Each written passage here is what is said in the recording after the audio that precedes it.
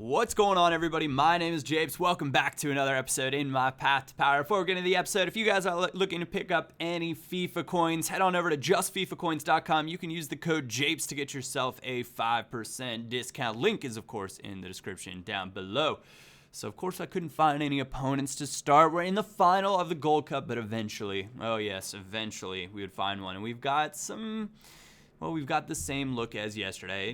Take a little second here just to show you guys the team. I've talked about Sandro as a center back. I think he's great. We've got Fernando. The debate is, do we upgrade? Now, I wanted to touch on Alexis as the striker. I mentioned something in yesterday's episode where I said I don't really like using just pure pace-based strikers. And Alexis isn't big enough for me to be just like a pure pace-based striker.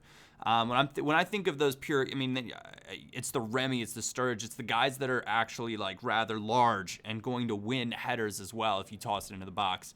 So that's more what I was talking about and referring to in that. But the one concern I have with Alexis, now that I've been playing around with this formation a little bit more, is that he, against really narrow oppositions, he has the potential to kind of get bullied around a little bit, and I'm going to need a player that can hold up and wait for those overlapping runs a little bit more. This is your bang-on standard 4-1-2-1-2 BPL side. If you have not ever come up against a side like this, I would be utterly shocked, because this is about as standard as it gets to me. But we had to go all the way to 65th minute, and I talked about it before. I love these short corners. Really, and I do this quite a lot. If I'm struggling, especially in the game, I take the short corner, try to beat the first guy, and then almost try to bait out a penalty as soon as I get into the box. It's a little bit ratty maybe, but it's a very, very effective tactic. And Santi Cazorla steps on up. He's a player that might be on the chopping block for us.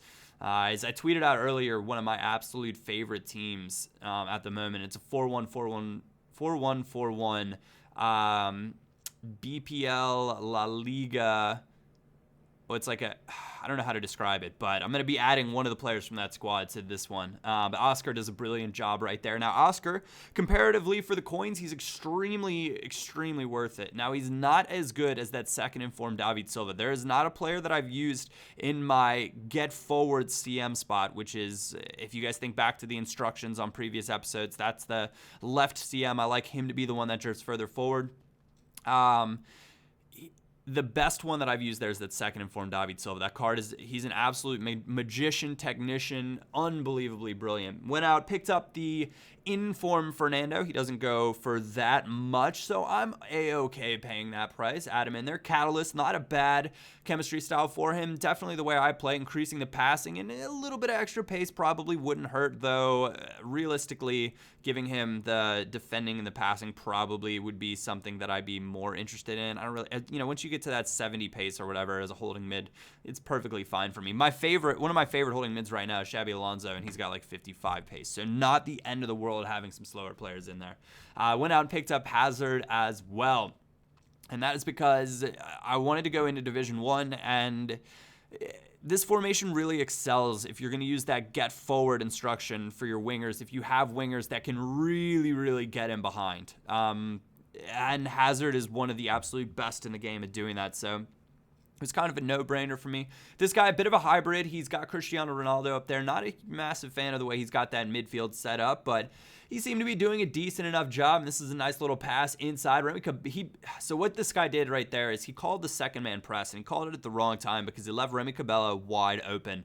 And while that's a bit of a fortunate and lucky finish, because really I'm just trying to shoot it at the far post, and the keeper kind of dives out of the way, the mistake was really made when he called the second man press at a really, really bad time. So 53rd minute now, working our way on forward. It is Cabella, and I've got to say, I was not going to really touch on it yesterday, but I like the informed Juan Mata better than Remy Cabella, I think. So there's another player that's features in my other main team, so we might be making that change coming on. But right there, brilliant overlapping run for Moreno.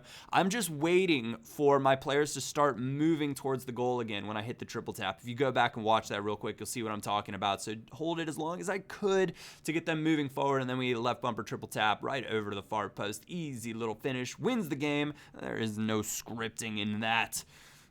Well, my opponent might say there would be, but we're going to be taking, I think that keeps us in Division 1. I couldn't figure out why at the end of this I got all these coins. I was like, what the heck? Oh, I got glitched. This is brilliant. But it turns out it was just because I couldn't win the title, but I'm going to stay in the division. So they're like, you're not going to play any more games, which is A-okay and fine by me.